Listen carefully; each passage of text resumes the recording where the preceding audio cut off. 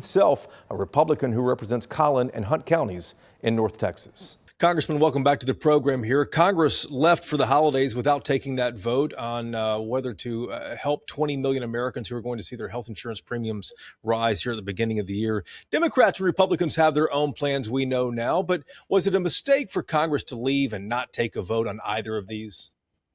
Well, we will take a vote. We have taken a vote on the program that will help reform, minor reforms to healthcare. We still have the heavy lifting to do in January, probably under a Reconciliation 2.0. But yes, we've done things like help employers through the Choice Act, through the cost share reductions, giving them association plans. So we have taken the vote on a minor reform of healthcare to help employers and help our citizens get the insurance companies out of the way.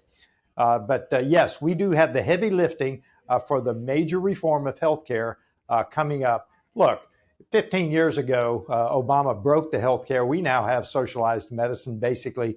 So it's going to be a heavy lift to make a major reform to healthcare system in America. Why do you think this wasn't any more of a priority for Republicans on the way out before the holidays, especially with the affordability looming as it is? Well, I will tell you, this is one of the outcomes of the shutdown. The shutdown shined so much light on the problems in healthcare and Obamacare with the enhanced subsidies that are expiring at the end of the year. That sunshine is helping generate this momentum that we see today.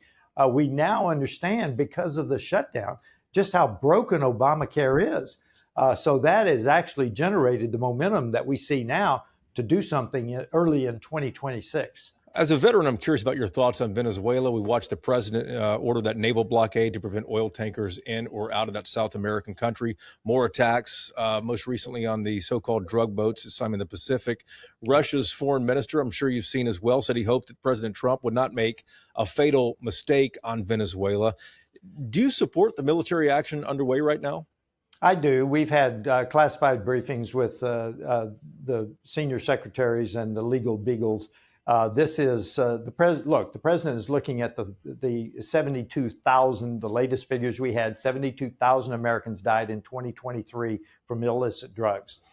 Venezuela is a major part of that. So he's looking at that.